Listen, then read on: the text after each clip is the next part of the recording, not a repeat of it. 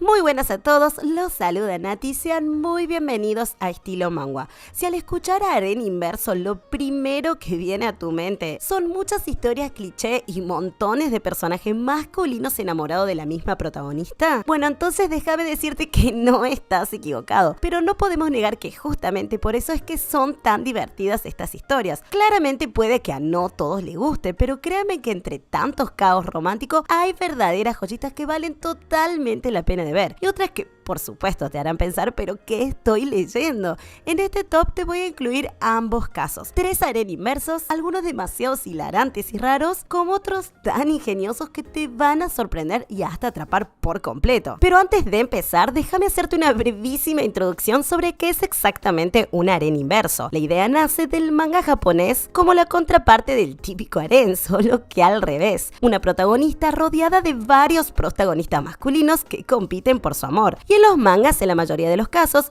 mientras se va desarrollando la historia, la protagonista suele tener afinidad con uno más que los demás y con ese termina el fin de la historia. Y si bien en los mangas también vemos este mismo formato, hay otros que llevan esto un paso más allá. Algunas protagonistas ya no tienen que elegir con cuál caballero quedarse, porque simplemente se quedan con todos. Y justamente de esas historias es de la que te quiero hablar en este video, así que sin más tiempo que perder, comencemos.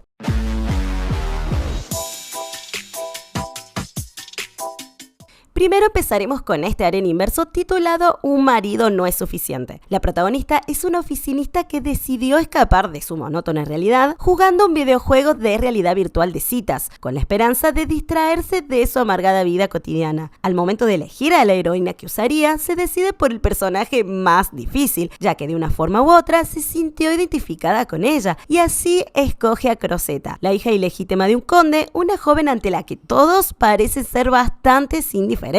Sin embargo, antes de comenzar el juego y solo por diversión, decidió subir todas las estadísticas al máximo de la heroína, sin imaginar que eso se convertiría en su peor error. Y así, y aunque al principio no se dio cuenta, había transmigrado el juego sin posibilidad de escapar. El problema principal era que las estadísticas al máximo se habían transformado en un peligroso poder hipnótico, capaz de hacer que cualquiera que la mirara a los ojos quedara loca y obsesivamente enamorado de ella, al punto de acosarla o incluso hacerle cosas mucho peor. Lo que al principio parecía una ventaja terminó convirtiéndose en una auténtica maldición para Crosetta, quien pronto comprendió que debía ser extremadamente precavida e intentar en la medida de lo posible evitar que la miraran a los ojos. Pensó que si lograba acercarse a los personajes principales masculinos, quizás podría terminar el juego y regresar a su vida normal o al menos encontrar alguna alternativa para salir. Pero como era de esperar, ninguno de los tres eran personajes comunes y no parecían sucumbir ante el encanto de los ojos de Crosetta, o al menos eso era lo que ella creía. Se trataba de hombres con trasfondos profundos y personalidades complejas muy diferentes entre sí, y lejos de ser tan simples como los típicos protagonistas de juegos de citas. Entre ellos, primero tenemos al príncipe heredero Etienne Eugene, quien con su porte de futuro líder y su impecable presencia conquista todas las miradas, y no hay mujer en el reino que no desee estar a su lado. Y aunque él es consciente de su atractivo, su confianza no es para cualquiera. Luego tenemos al duque Arnold, un hombre que impone un aura de misterio y a la vez es bastante intimidante. Al principio parece odiar a Crosetta, aunque sus verdaderas intenciones son mucho más difíciles de descifrar. Y por último, y mi preferido, Roger, el líder de los caballeros sagrados. De los tres, es quien posee la personalidad más sana y protectora, y esto Crosetta lo sabe muy bien. Y aunque al principio pueda parecerte una historia bastante típica, déjame decirte que esta obra en realidad presenta un tono mucho más serio y oscuro, con una trama cargada de drama. Por más que te encariñes con algunos de los personajes, la historia no teme en irse por los caminos más retorcidos. Y si les soy sincera, renegué bastante con las decisiones que fue tomando Crosetta, pero a su vez, aunque a veces me causaba bastante disgusto, no puedo negar que también de igual forma la historia me mantiene atrapada, queriendo saber cómo terminará todo. Un marido no es suficiente todavía sigue en emisión y por supuesto tenía que estar en este top. El siguiente título que te voy a recomendar es bastante pesadito. Este manga se titula Al final del jardín oculto. Y déjenme decirles, señoras y señores, que este no es cualquier harem. Estamos ante el supremo harem inverso. Y la razón y el porqué de esto es que nuestra querida protagonista termina casándose con nada más y nada menos que 30 elfos. Sí, lo escucharon bien. 30 elfos. Pero antes de llegar a ese punto, déjenme resumirles un poco su historia. La protagonista es una mujer que de repente es transportada a otro mundo, donde descubre que ha sido elegida como una santa con poderes curativos. Sin embargo, esa bendición pronto se convierte en una gran carga y es obligada a servir en el templo y a usar sus poderes sin importar el daño que eso le puede causar a ella misma. Lo único que le dio fuerzas y motivación fue conocer al príncipe heredero, con quien mantuvo una relación romántica durante 5 años. Pero todo comenzó a desmoronarse cuando el príncipe le confesó que ella jamás podría convertirse en emperatriz y que el único lugar que podría ocupar a su lado sería el de una concubina. Aquello destrozó por completo el corazón de la protagonista, no solo porque lo amaba y sentía que él nunca le había dado su verdadero lugar junto a él, sino porque también comprendió que para él el poder político siempre estaría por encima del amor. Y fue así como en una noche, mientras se dirigía en carruaje a cumplir con sus deberes en el templo, ocurrió un trágico accidente. Agotada de todo lo que había soportado, decidió rendirse y se dejó caer por el precipicio. Sin embargo, el destino no le permitió escapar tan fácilmente. Sus poderes curativos eran tan poderosos que aunque sufrió heridas casi mortales, ni siquiera eso fue suficiente para poner a fin a su vida. Con las pocas fuerzas que le quedaban, logró llegar hasta una cueva. Allí, para su sorpresa, descubrió que no estaba sola. En el interior se encontraba un elfo gravemente herido. Nuestra protagonista sabía que en ese mundo los humanos y los elfos eran prácticamente enemigos. Aunque no comprendía del todo el origen de esa enemistad, al menos tenía bien en claro que no se llevaban nada bien. Y el elfo al verla reaccionó con hostilidad, desconfiando de ella desde el primer momento. Aún así estaba tan gravemente herido que la protagonista no tuvo otra opción más que ayudarlo. Además, a ella ya no le importaba demasiado lo que pudiera pasarle. En el fondo, había dejado de aferrarse a la vida. Así que decidió usar todo su poder, el cual se manifestaba a través de su propia sangre, y tras hacerlo, al ya estar considerablemente herida, sus fuerzas la abandonaron por completo y perdió el conocimiento. Al despertar, descubrió que el elfo la había estado cuidando con mucho esmero. El nombre de aquel elfo era Rancil. Él se sentía no solo culpable por su primer y desafortunado encuentro, sino también profundamente agradecido porque ella lo había salvado. Y con el tiempo, él comenzó a notar que ella no era una humana común, sino alguien muy especial, dotada de grandes habilidades curativas. Y aunque ella al principio estaba un poco reacia, la verdad que conforme pasaban los días y él la seguía cuidando con tanta delicadeza, es que poco a poco ambos se fueron encariñando bastante, al punto de que Rancil le indicó que él quería pertenecerle a ella, y ella no se negó a tal petición, aunque en esos momentos todavía no sabía lo que eso significaba. Él le propuso acompañarlo a su aldea, donde vivía junto a su grupo. Le prometió que una vez recuperada le ayudaría a regresar a su verdadero hogar. Cuando llegaron al territorio de los elfos, el lugar donde se asentaba el grupo de Rancil, todos se sorprendieron gratamente al verlo llegar vivo y por supuesto también al verlo con aquella curiosa invitada. En aquella aldea todo era nuevo para nuestra protagonista. Con el paso del tiempo comenzó a notar algo inquietante. Las mismas energías oscuras que ella como santa se encargaba de purificar en el reino humano también estaban allí presentes. Aquellas fuerzas malignas estaban consumiendo poco a poco la naturaleza donde los elfos habitaban, y dado que los elfos mantenían un vínculo vital y sagrado con la tierra, esa corrupción representaba un peligro mortal para todos ellos en muchos sentidos. Por supuesto, no podía quedarse de brazos cruzados, así que acudió en ayuda del líder de la tribu llamado Helka,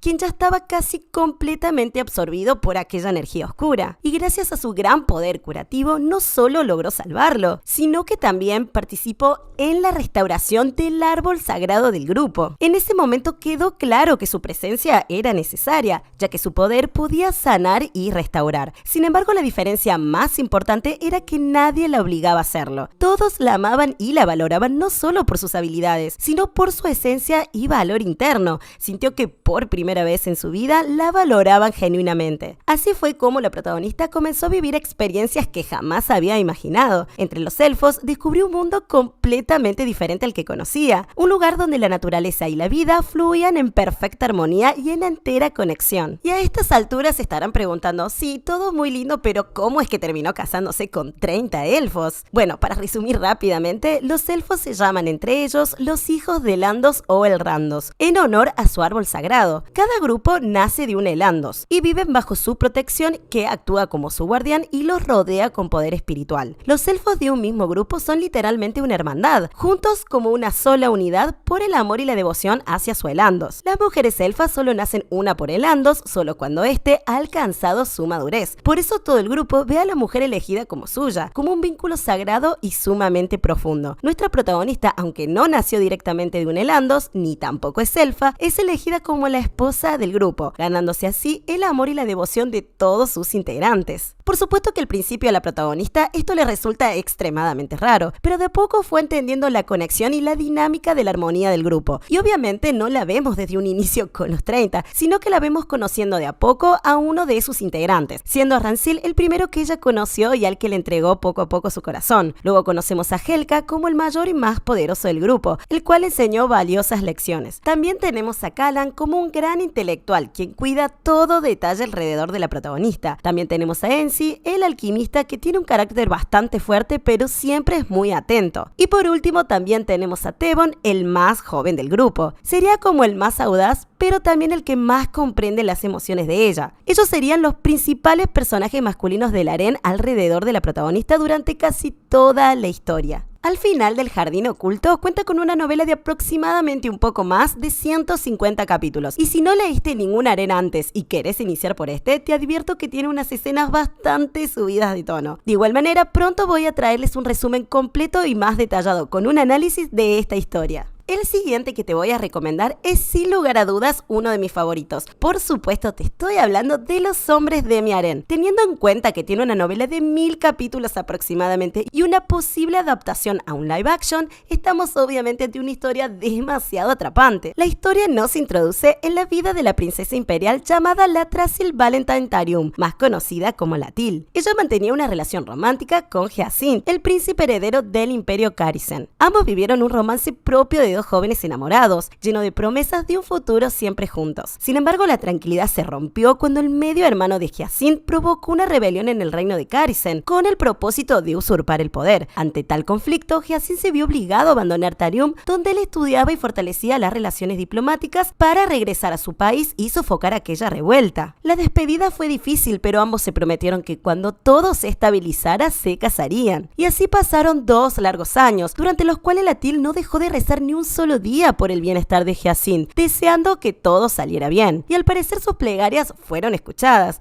Cuando la rebelión llegó a su fin, Hyacinth ascendió al trono del imperio Kharizen como su nuevo emperador. Pero las noticias no tardaron en llegar a Taryum. Pronto se supo que el nuevo emperador Hyacinth se casaría con la hija de un importante noble de Kharizen. Cuando Latil escuchó tal noticia, no podía creerlo. Pensó que debía tratarse de un rumor, pero cuando se confirmó que esto era cierto, su corazón se rompió por completo. Había esperado tanto por él y ahora creía que aquellas promesas ya no tenían valor para Hyacinth. Pero desafortunadamente eso no fue todo para Latil. Al poco tiempo, su padre, el emperador de Taryum, fue asesinado. Pero justo antes de ese trágico incidente, el emperador había declarado que Latil era quien mostraba mayor potencial como heredera al trono, por encima de sus 2 hermanos. Y no se equivocaba, Latil tenía una excelente formación diplomática, política y militar, mientras que su hermano mayor prefería la vida de un erudito del templo y su medio hermano menor era solo un idealista. Consciente de todo aquello, Latil ascendió al trono y acusó a su medio hermano de traición, señalándolo como el principal responsable de la muerte del emperador y como consecuencia su posterior ejecución. Aquel acto fue un claro mensaje. Latil no se tomaría las cosas a medias y su autoridad como emperatriz sería respetada desde el primer momento. Pero Latil también era consciente de que dentro de la corte y la nobleza podrían surgir divisiones y facciones contrarias a su mandato. Aunque había demostrado ser idónea para su puesto, la verdad era que también era bastante joven. Por eso lo más importante era fortalecer su poder rodeándose de aliados influyentes. Y para lograrlo necesitaba elegir cuidadosamente a su consorte real. Sin embargo, Latil comprendió que su poder podría ser aún mayor si aumentaba el número de alianzas estratégicas. Siguiendo el ejemplo de sus antecesores, decidió tener más de un consorte, es decir, concubinos, para reforzar su posición y asegurar la estabilidad del imperio. Muchos se sorprendieron porque, aunque era una práctica bastante común y conveniente para afianzar el poder entre los emperadores, la verdad es que nunca se había visto algo así en una emperatriz de manera oficial. Y de esta manera, Latil proclamó que comenzaría con 5 concubinos y que con el tiempo se elegiría entre ellos al más apto para ocupar el puesto de consorte real, es decir, el cargo más alto dentro de los concubinos, y el que sería el regente en título al lado de la emperatriz.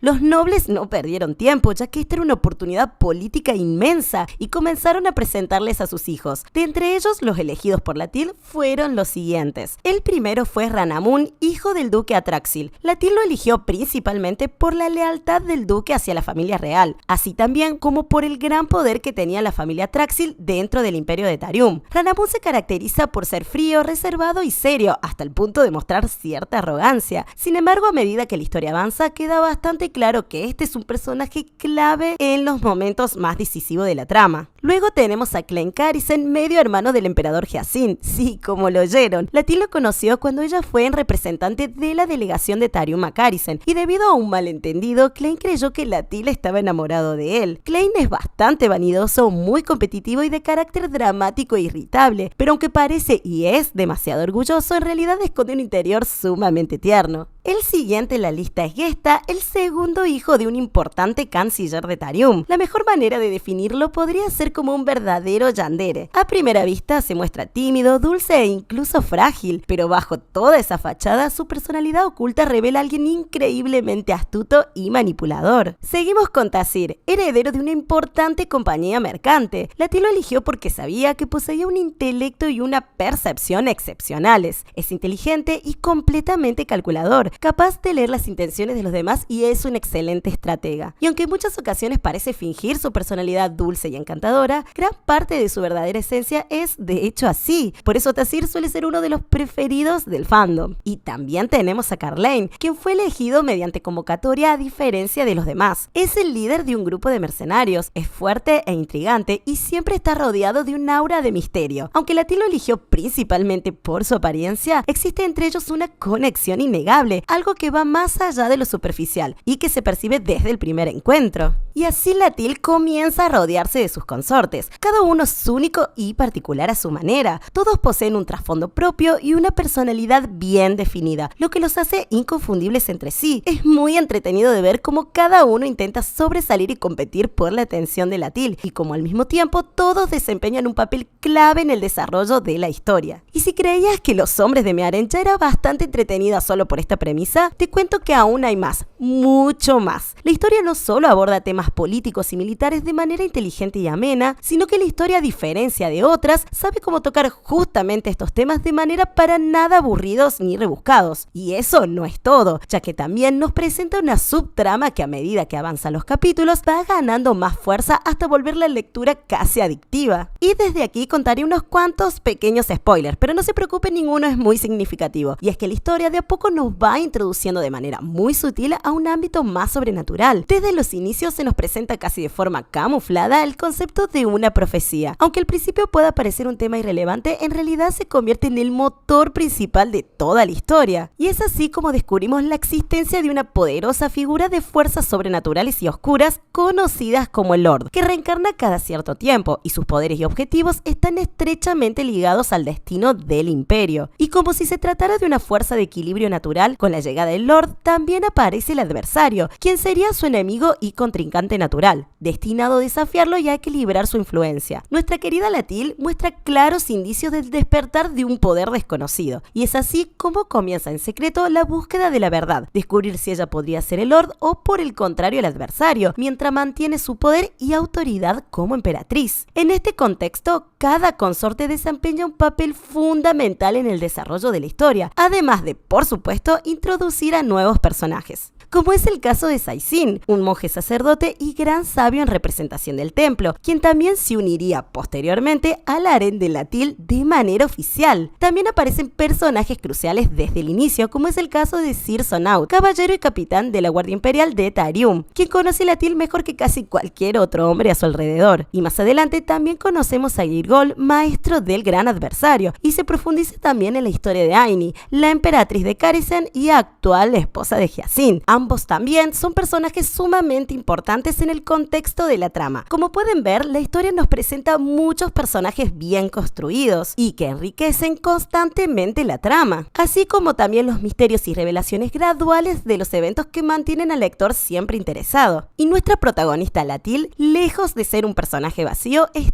todo lo contrario. Es un personaje fuerte, inteligente y sumamente razonable, y nos permite descubrir a través de sus ojos todas las sorpresas que la trama nos tiene preparadas. Sin duda es una historia que merece ser leída, y si aún no lo has hecho, dale una oportunidad porque te va a sorprender bastante. Y estas fueron mis 3 recomendaciones de la semana, pero que no serán las únicas. Más adelante te voy a traer más recomendaciones de harem, como también de diversos géneros dentro del manga, como también los resúmenes de siempre. Por favor, no te olvides de suscribirte y dejarme tu like, y como siempre te doy muchísimas gracias por verme. Te ha hablado Nati, te mando un gran abrazo y nos vemos para la próxima.